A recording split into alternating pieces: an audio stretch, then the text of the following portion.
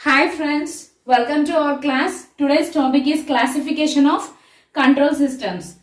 Control systems are classified as according to the control action, open loop control system, closed loop control system, and according to the type of signal, continuous time control system and discrete time control system. According to the method of analyze and design, the control systems are classified as linear control system, non-linear control system, time variant control system, time invariant control system. These are the classification of control systems. Coming to here, open loop control system is also called as non-feedback. It doesn't contain any feedback. Coming to the closed loop control system, it is also called as feedback control system. Except open loop control system, all classification of control systems are feedback control systems. We will discuss about the open loop control system. In open loop control system, output has no effect on input. We are already seeing that open loop control system is also called as non-feedback control system. Coming to here, output has no effect on the input means if any variation in the output does not affect the input.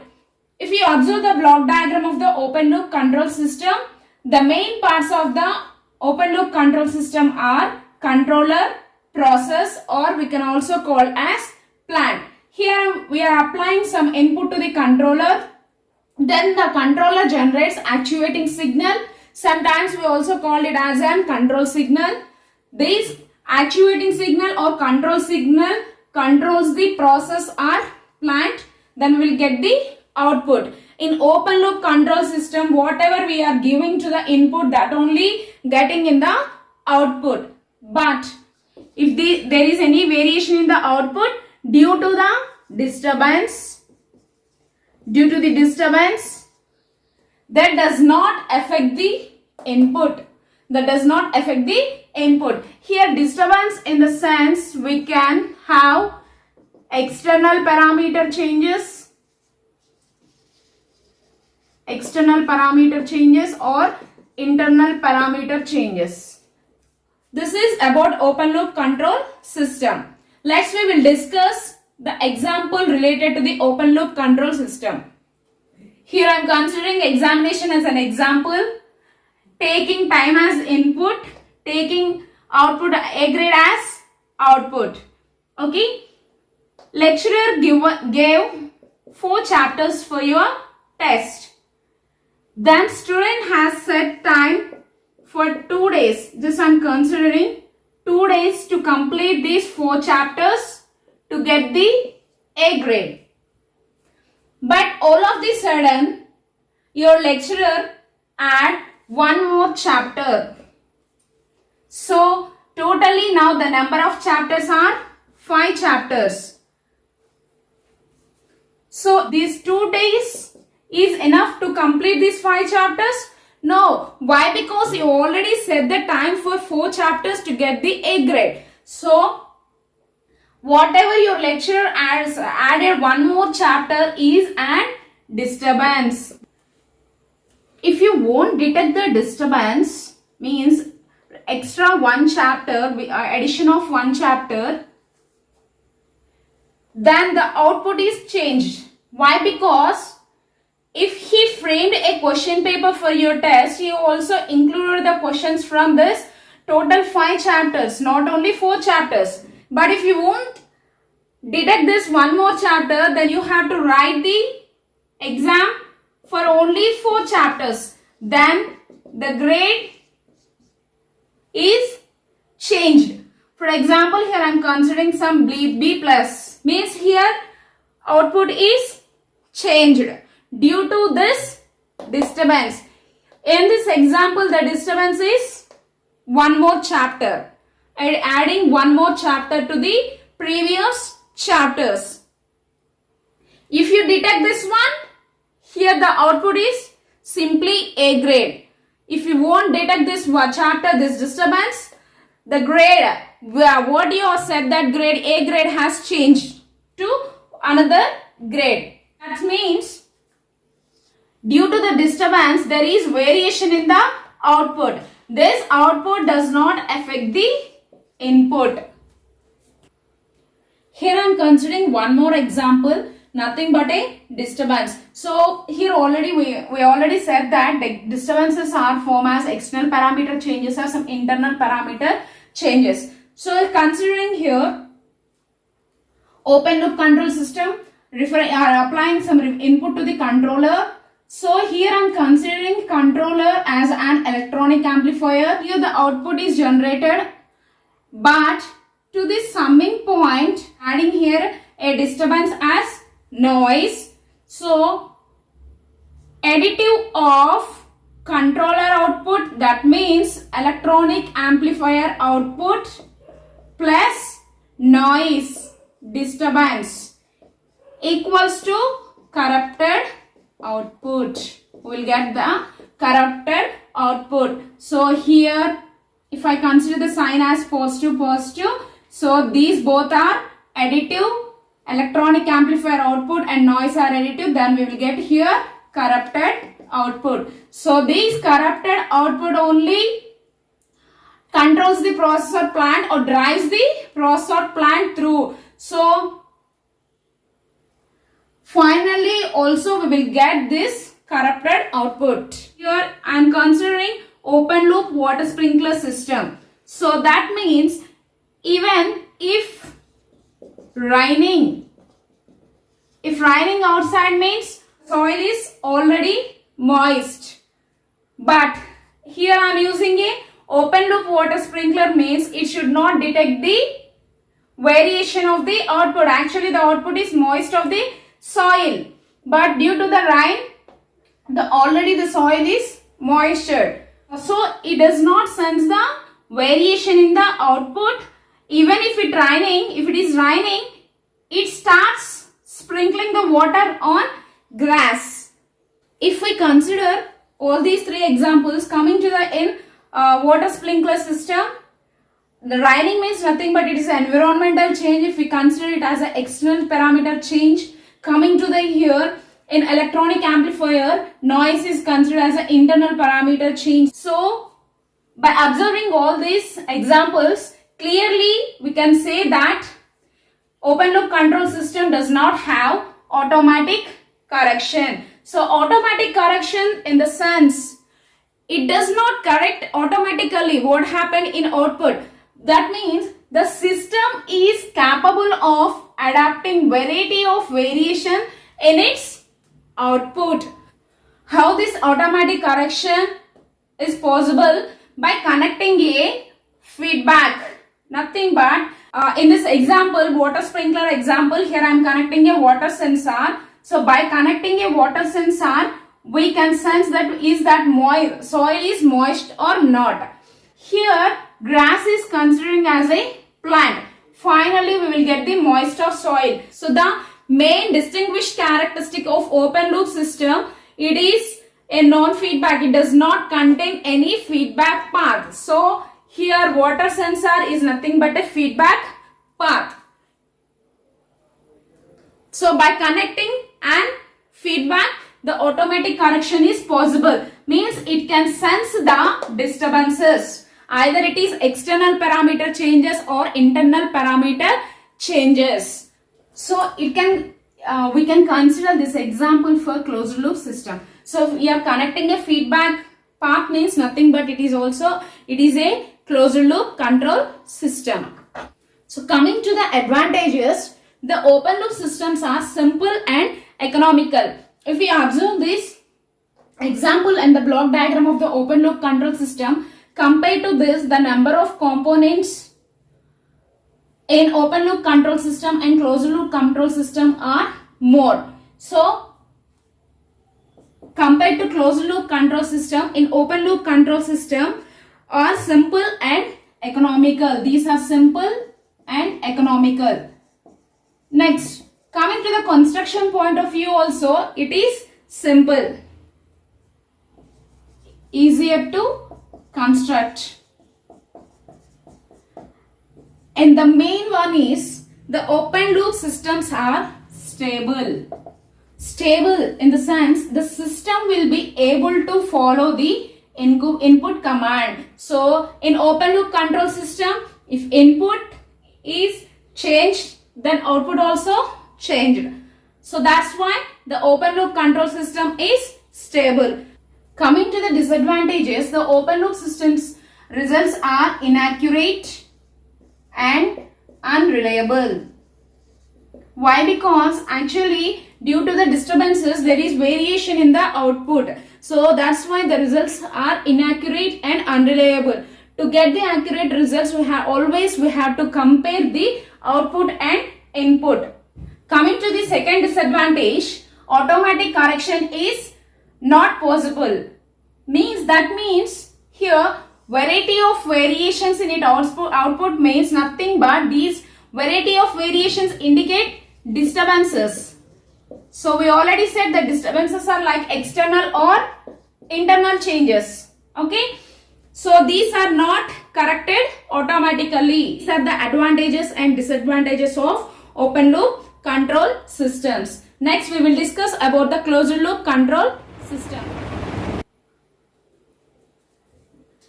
In closed loop control system, output has an effect on input. That means if any variation in the output that is affected on the input. This is the basic block diagram of the closed loop control system. In this, the main components of closed loop control system are controller, processor, plant and feedback and error detector. So coming to here, applying reference input to the controller. Due to that input, controller will generate some actuating signal. This actuating signal controls the process or plant. Then we'll get the output. If there is any variation in output, then the feedback will compare the output and input. The difference of output and input will generate an error signal. These error signal will detect by the error detector, and this error signal is sent to the controller. Again the controller to the process. Again process to the output. If I get the desired output, the process will stop. But if we should not get the desired output, then the process will repeat to get the desired output. This is about the closed loop control system. Here the main purpose of feedback is how to compare the output and input, make error signal equals to 0. So here I am considering one example. Here I am considering car as an example. Okay, taking position of gas pedal as input, speed of the car as output. So up to now, if it looks like a open loop control system.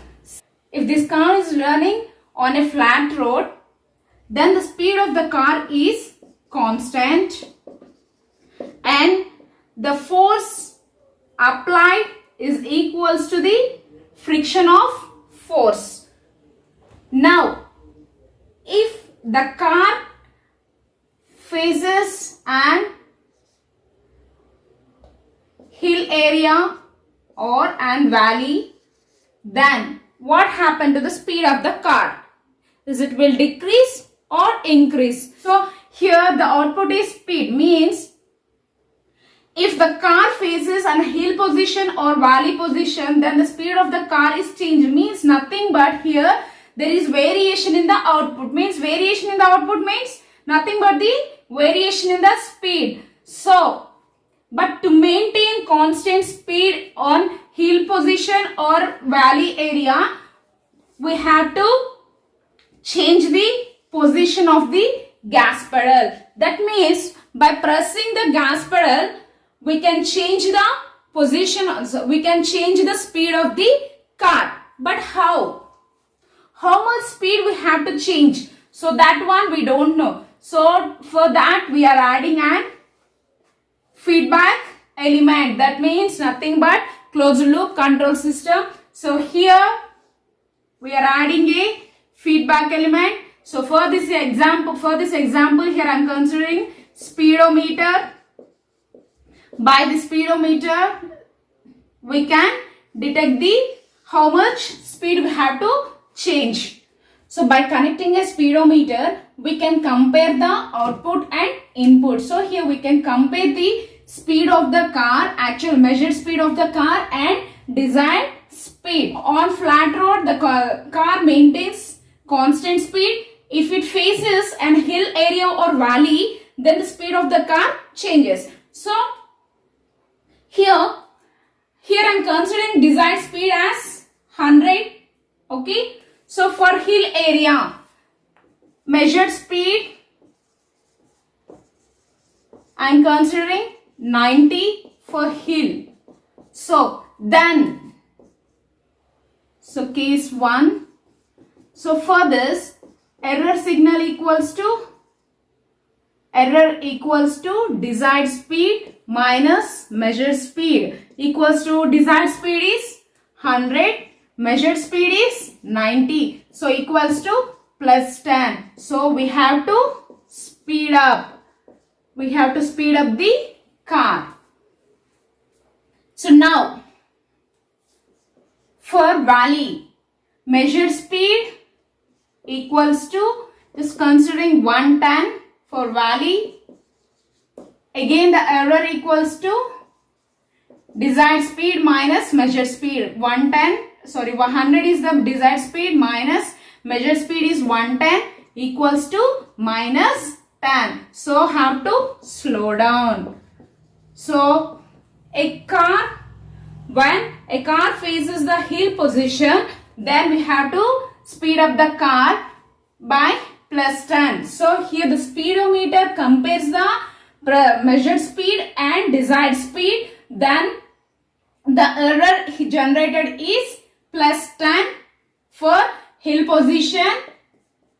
So this is nothing but the error. This error will send to the controller. Here, what is the main purpose of controller? Here the controller has to change the position of the gas pedal.